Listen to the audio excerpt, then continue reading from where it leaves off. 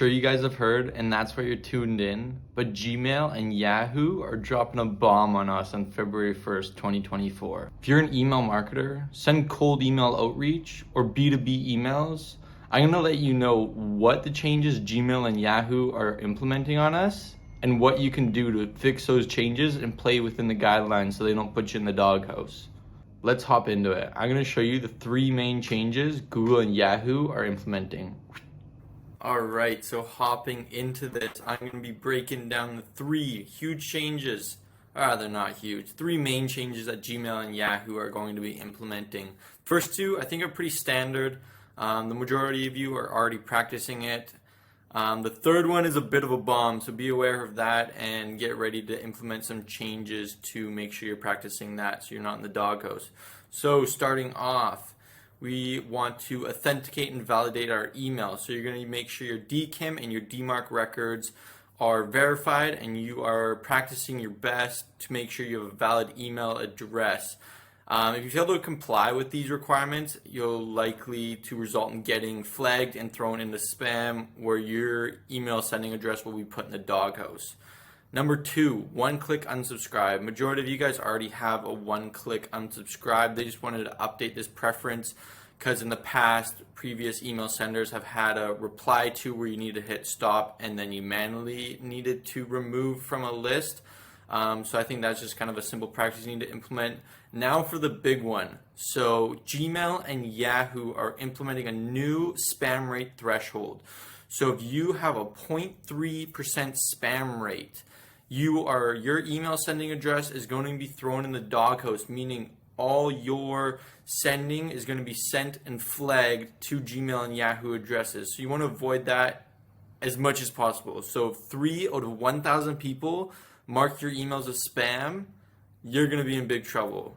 Next up, I'm going to show you how to work around these issues and the best way to implement these practices.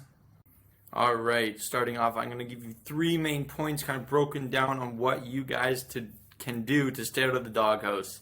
No one likes being in the doghouse, so I'm going to show you how to stay out of it.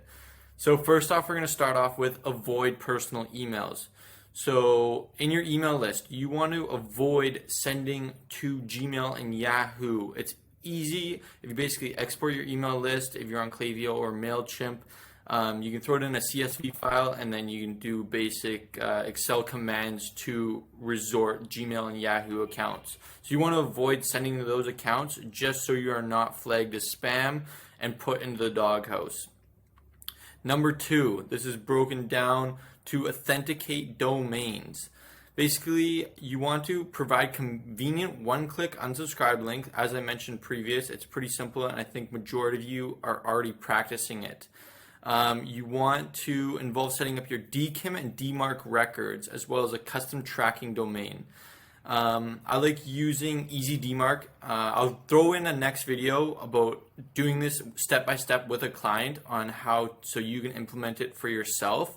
DMARC's super easy. You just kind of sign up, set up your email with it, and work through it.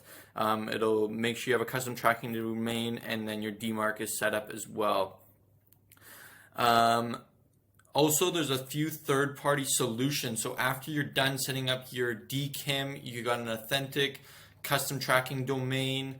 You want to use software. So there's Instantly, and then there's Warmy.io that I like using. It's basically sends thousands of emails through your address and to different verified accounts to verify that your email address is a certified sender, so your emails aren't going through the spam rates. And if you, for example, if you send 10,000 emails with Warmy.io, it increases your chances of people spamming you. So instead of 3 out of 1,000 people spamming you, 30 people would have to report your emails as spam for you to be put in that 0.3% threshold in the doghouse. Then generally just use good email practice. Make sure you're making personalization emails. Make sure you're not just spamming them with sales emails. Give them content that they want to read.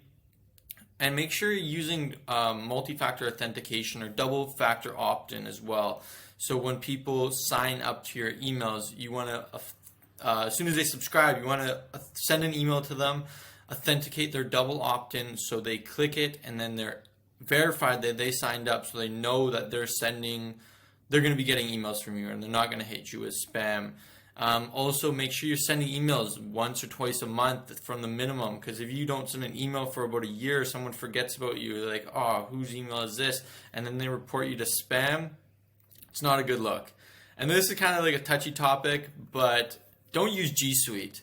I find it way easier if you use Outlook as an email representative for building your public domain.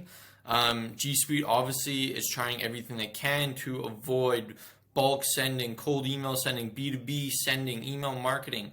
So Outlook is just a better option and overall easier for staying out of the doghouse. So these are just a few steps that you can implement pretty easy, so you can avoid the doghouse coming up in February 1st, 2024. All right, what is the future of email marketing with these changes? Are we going to see everything just die down? No more email campaigns, no more email flows sent out to you? No, I think it's going to be completely the same as long as you work within those rules. If you make the changes, everything's going to be the same. Keep your spam rate down, you authenticate your DKIM and your DMARC, everything is going to be all right. But I'm going to hit you with a few topics that just make sure you implement to continue with normal email marketing. So like I mentioned before, make sure opt-in strategies for personal emails. So double opt-in. Make sure you're sending an authentication email for your subscribers to double opt-in to verify that they just didn't randomly sign up for your account. What to not do in email marketing? So basically simple practice. Make sure you are sending personalized emails, not spamming. Make sure you're not sending a bunch of junk to your list, just to avoid that. So the power of double opt-in. So it explores the benefits of implementing double opt-in procedures and email marketing strategies. Understand how to practice not only to ensure your double opt-in is genuine, but stay out of the email doghouse. So we want to prevent the spam reports as well. So discover common reasons for spam reports and how to prevent them. Learn valuable tips, including the importance of maintaining, engaging, sending regular emails. Always segment your email marketing list and just make sure you're sending good emails. So the best practices. So you want to make sure you're always practicing your email hygiene, sending good list. I use a software like Everclean, which always practice and segments my list. So if someone's not opening it, I'll clean them off the list and just practice your best email marketing hygiene.